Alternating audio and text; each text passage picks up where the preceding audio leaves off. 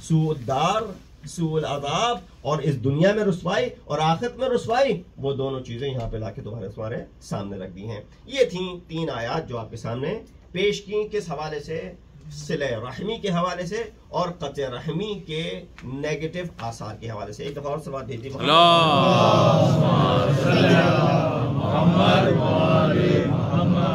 अब जिसको मैं फजाइल समझता हूँ आइम्मा अथहार के कलाम को, कलाम आइम्मा अथहार, फजीलत आइम्मा अथहार, एक तो ये है कि उन्होंने किस तरीके से जिंदगी गुजारी, उन्होंने कैसे इन चीजों की तरफ जिसकी तरफ हमारी तवज्जो दिलाई है, उन्होंने खुद ये क्या किया, उन्होंने खुद किस तरीके से अमल दरामद किया। अच्छा, बाज़ औक़ात ये होता है कि हम आइम्मा की मिसाल दे दें कि इमाम ने तो अपने उस रिश्तेदार जिसने इमाम को बुरा भला कहा, इमाम ने जाके फिर भी उसकी मदद की, इमाम ने जाके फिर भी जो है वो उसके साथ अच्छाई से पेश आया, कहा वो इमाम है, यकीनन इमाम का दर्जा और है, हम कहाँ उस दर्जे में पहुंच सकते हैं। तो लिहाजा जब हम उस दर्जे में नहीं पहुंच सकते तो इमाम की बात ही ना करें, तो इमाम की मिसाल ही ना दें। इमाम की मिसाल देके क्या फायदा होगा? क्यों? हम तो कर ही नहीं सकते, वो तो इमाम है। इस बात को समझने के लिए वो इमाम जरूर हैं, मगर अल्लाह ने उनके अंदर एक जो तीनत रखी है वो हमसे मुश्तरक रखी है। उनको भी इंसान हम जैसा बना के जो जमीन पे भेजा है, इसीलिए भेजा है कि ताकि हम उनकी तरफ रुजू कर सकें।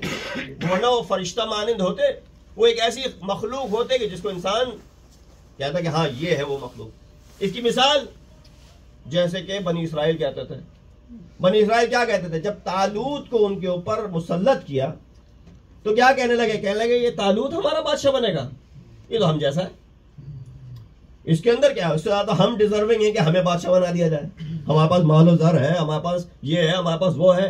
कहा नहीं, इसलिए नहीं बनाया जा रहा है तुम्हें। उसके बाद 2 चीजें जो तुम्हारे पास नहीं है, एक इल्म रखता है वो, और वो इल्म ये इल्म नहीं जो कसबी इल्म है जो तुमने यहाँ पे मदरसे में जाके सीखा है, वो अल्लाह की तरफ से अता करदा इल्म है।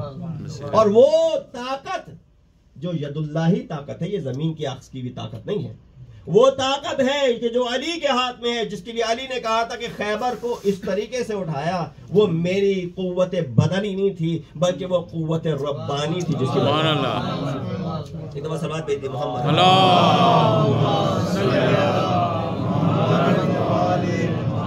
तो इमाम क्या कहते हैं? अमीरुल मोमिनीन की बात आ गई तो इमाम क्या कहते हैं?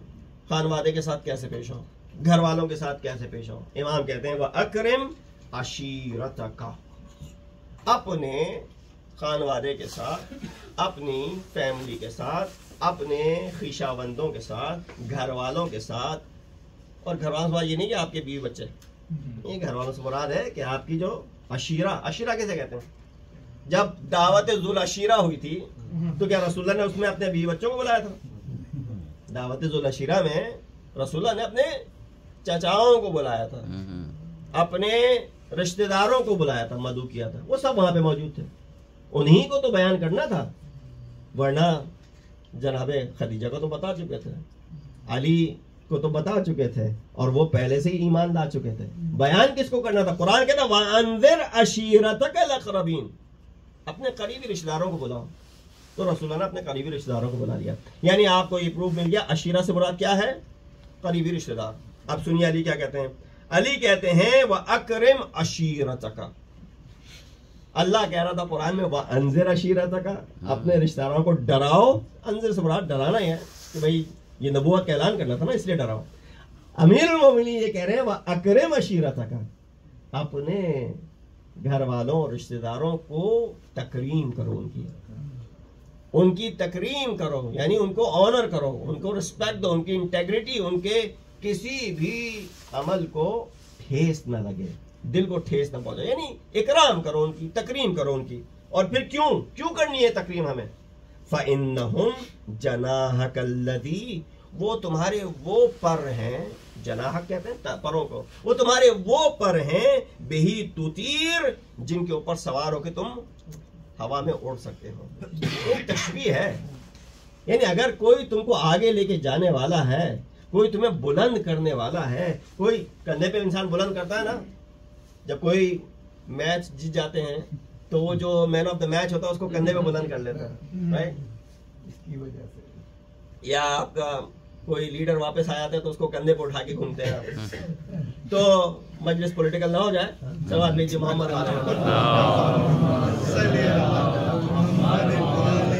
तो कंधों पे कौन उठाए होते हैं? कंधों पे वही टीममेट्स उठाए होते हैं ना, जिनके साथ आपने ये बाजी जीती है। आपने खेल खेल के बाजी जीती, आप मैन ऑफ द मैच हुए, आपको क्या किया? कंधे पे उठा लिया। भाई तुम है स्टार गेम के, तुम्हें हम कंधे पे उठाएंगे। अगर आपने इन लोगों के साथ अच्छा बर्ताव नहीं किया होता तो आपने जितनी बाजी की होती वो आपको कंधों पे नहीं उठाते। भाई इसका हमारे साथ ये बर्ताव अच्छा ही नहीं है, हम क्यों इसको जो है वो इतनी मांग दें? तो इमाम उस चीज की तरफ इशारा कर रहे हैं। इमाम ने क्या कहा कि अकरम अशीरत का, अपने रिश्तेदारों के साथ करामत से पेश आओ, तकरीम से पेश आओ। क्यों? वो पर हैं कि जिसके ऊपर तुम उड़ सकते हो, हवा में उड़ सकते हो। वो वासलकल्लज़ी इलैहि तुसीर, और वो पैबंद है जिसकी तरफ तुम पलट के जा सकते हो। दुनिया तो तुम्हें छोड़ देगी, जिसकी तरफ तुम तकिया कर सकते हो वो वही तुम्हारा घर वाला है, वही तुम्हारा खानवादा है, वही तुम्हारा रिश्तेदार है। वयदकल्लती बिहा तसूल, और वो तुम्हारा दस्ते रास्त है, वो हाथ है कि जिसके जरिए तुम और दीगर कामों को अंजाम दे सकते हो। इमाम ने एक छोटी सी हदीस में इतना मवाद पेश किया।